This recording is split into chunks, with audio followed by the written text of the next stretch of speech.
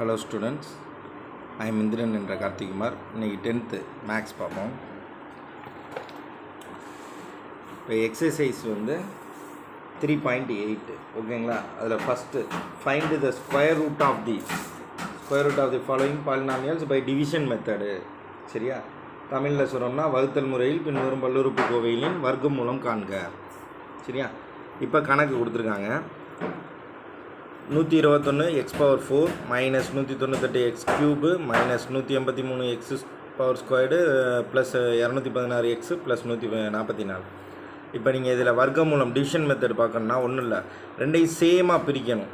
இப்போ 121 அது நம்ம என்ன பண்ணலாம், சேம் நம்பர், அதாவது வர்க்க மூலம்னால ஸ்கொயர்டு தானே உங்களுக்கு. இப்போ 11 121. அதே மாதிரி x⁴ எப்படிமா பிரிக்கலாம், இதில் பெருக்கும் போது என்ன பண்ணணும்னா பவரை மட்டும்தான் கூட்டணும். இப்போ x² என்ன இப்போ இது என்னென்னா இது ஃபார்முலா. சரியா, இப்போ இது என்ன பண்ணலாம், பவரை மட்டும்தான் கூட்டணும்.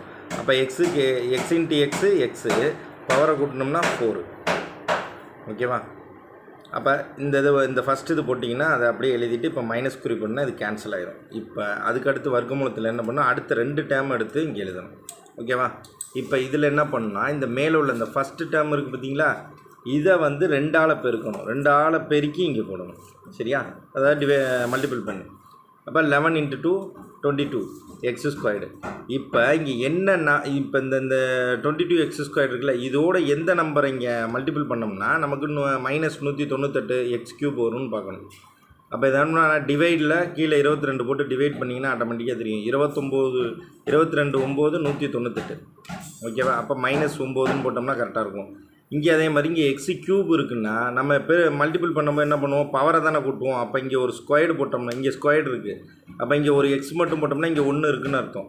அப்போ என்ன ஆகும், 22 -9 -198 x². இந்த எக்ஸையும் மல்டிபிள் பண்ணும்போது x⁴. அப்போ அதே இங்கே என்ன போட்டிங்களோ அந்த நம்பரை இங்கே போட்டுருங்க. இப்போ இதையும் மல்டிபிள் பண்ணுங்கள். அப்போ மைனஸ் ப்ளஸ் ஆயிரும். அப்போ 181 x² ஆயிரும். இப்போ அப்படியே குறியை மாற்றுங்க. குறியை மாற்றிட்டிங்கன்னா ஆட்டோமேட்டிக்காக இது கேன்சல் ஆயிரும். இது என்ன ஆகும், இப்போ மைனஸுங்கமோ 2ஐயும் மைனஸ் போட்டு ஆட் பண்ணிடுங்க. திருப்பி இந்த 2ஐ இறக்கிடுங்க. இப்போ என்ன பண்ணுறீங்க, இந்த ஃபஸ்ட்டு இந்த டேர்ம் அப்படியே வச்சுக்கோங்க. ரெண்டாவதாக வர இந்த டேர்மை 2ஆல் மல்டிபிள் பண்ணிக்கோங்க.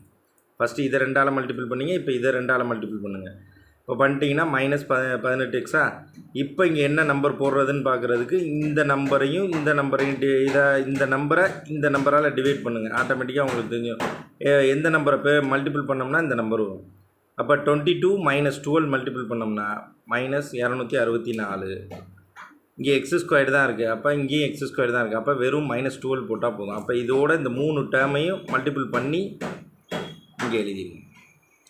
இப்போ என்ன பண்ணுறீங்க, எல்லாத்துக்கும் குறியை மாற்றினீங்கன்னா ஆட்டோமேட்டிக்காக கேன்சல் ஆயிரும். இப்போ ஆன்சர் எழுதும்போது கரெக்டாக இதே மாதிரி வர்க்கமூலம் தானே, ரூட் இப்படி போட்டு கொஸ்டினை எழுதி இங்கே ஆன்சர் எழுதும்போது மாடுலஸ் போட்டு அழகாக அந்த மேலே குவாடியன்ட் என்ன ஆன்சர் கிடச்சிச்சோ அந்த ஆன்சரை போட்டுருங்க. ஓகேவா. Okay, thank you students, all the best.